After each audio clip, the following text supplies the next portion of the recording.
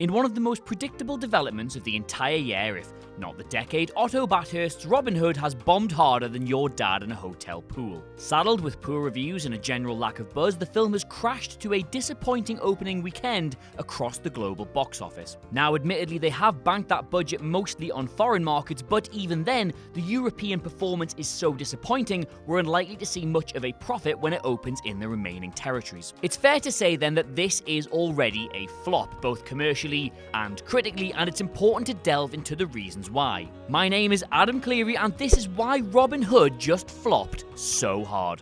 Firstly, the critical mauling. It might be 2018 and the great critics versus fans war might have already raged to its embers, thanks DCEU, but critics still do shape the pre-release perceptions of a movie. People might bemoan the influence of aggregator sites like Rotten Tomatoes, but they're the easiest way to turn hype into a quantifiable number. Unfortunately for Lionsgate, the number that matters here for Robin Hood is 13, which puts it right in the bottom rung of film releases this year. That sort of critical response is an unfortunate embarrassment, and the added difficulty comes when the audience score on there is also this dismal. Basically, Lionsgate can't claim, like so many other studios do, a disconnect between the audience and the critics. It's not like this mauling isn't justified either, because Robin Hood is not a good movie. Look, here is an absurdly handsome man to tell you why. I really want to talk to you about the plot of this film, but I'm not even sure I'm fully qualified, because it doesn't really make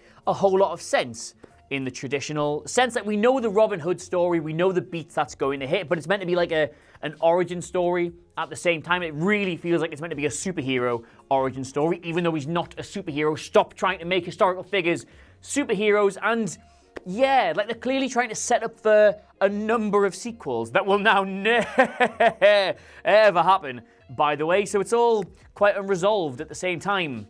It's bad. Secondly, the box office competition. In the UK, Robin Hood only faced competition from The Girl in the Spider's Web, Nativity Rocks, Nobody's Fool, and Assassination Nation, and chances are you haven't heard of a single one of them. But in the US, it faced stiff Thanksgiving competition that would have destroyed much better films. Both Creed 2 and Ralph Breaks the Internet were far more obvious Thanksgiving releases, while the frontrunner was expanded for the slightly more grown-up crowd. What all three of these movies did that Robin Hood crucially didn't was actually cater for a specific audience. Creed 2 with the action angle and the underdog hero rising up, Ralph for the family audiences, and the frontrunner for adults looking for something more politically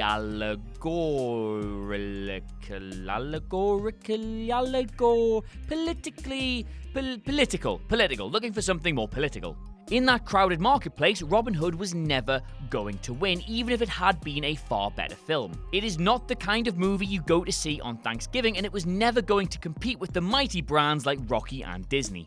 Thirdly, it's weirdly out of date. Word of mouth is inevitably a big thing with any potential blockbuster, and as well as the critical issues with Robin Hood, it has another problem stopping its word of mouth factor.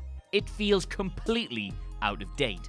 Now, this isn't to say that its subject matter isn't appropriate because, well, Game of Thrones, Vikings, and Peaky Blinders do prove this intrigue in historically focused properties, but it's the creative choices and the weird social parallels that don't quite work in 2018. Weirder still, it's got this random wonky hard-on for Banksy. He might still be in the news occasionally, but reimagining Robin Hood as a sort of art rebel of history who inspires followers to nail hoods everywhere is both creepy and dated. The same goes for some of the stylistic choices as well. Bathurst's action direction has real moments of flair if you mentally snip out the CGI in the horse and the carriage chase, but it also owes a lot to the direction Guy Ritchie put into Sherlock Holmes and the way Christopher Nolan shot Batman Begins. In that respect, it feels like it's living in the near past and heavily ripping off far superior sources, which is not a good look. The main problem with that, though, is that we've seen Robin Hood with the Batman Begins treatment before. The big selling point of this Robin Hood film was the agenda to give it the Batman Begins treatment, stripping it back from what we think we know about it and telling a different side of the story, while simultaneously being all dark and edgy.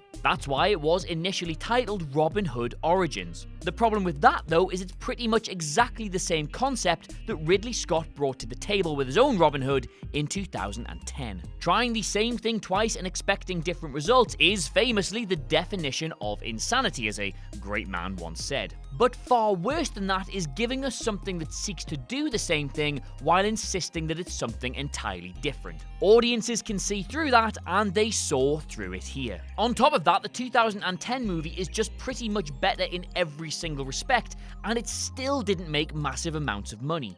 There's also Robin Hood's lack of appeal. Lionsgate have spectacularly failed to learn the lessons of the not even very distant past on this production. They have somehow failed to notice that nobody is really all that interested in Robin Hood, the same as nobody was really all that interested in King Arthur. The problem with the 2010 Robin Hood film wasn't the quality, because let's face it, it's actually pretty good, it was that audiences just didn't bite. Lionsgate fundamentally didn't put that logic together and instead seemed to have imagined that the issue was with the execution and have ploughed on regardless. The reality is that Robin Hood is, just like yours truly, noteworthy and famous without really being beloved. He's simply not on the same level as other frequently rebooted characters like Batman or Superman or Jules, and persisting with that assumption is a recipe for throwing a lot of money away. It doesn't even seem like Lionsgate were fully unaware of this either, because they've set out to revise Hood for a new generation, telling a story in the most obnoxiously contrarian way possible. They knew that a normal Robin Hood wouldn't work, and yet they still persisted in releasing a film called Robin Hood.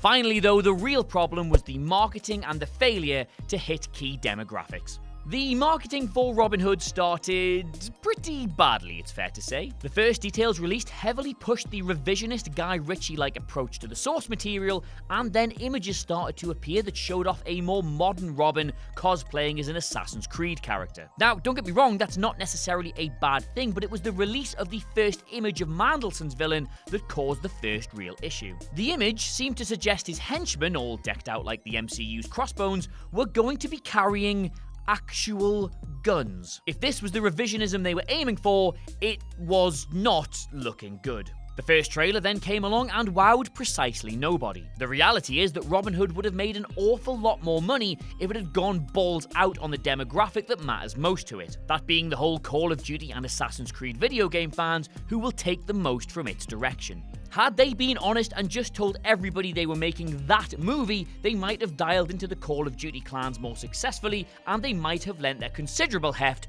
to the box office. But in the end, they didn't, and what we got was this. Okay.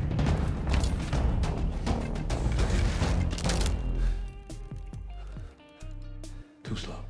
Oh god, yes, I probably just should have shown you that from the start. Bye!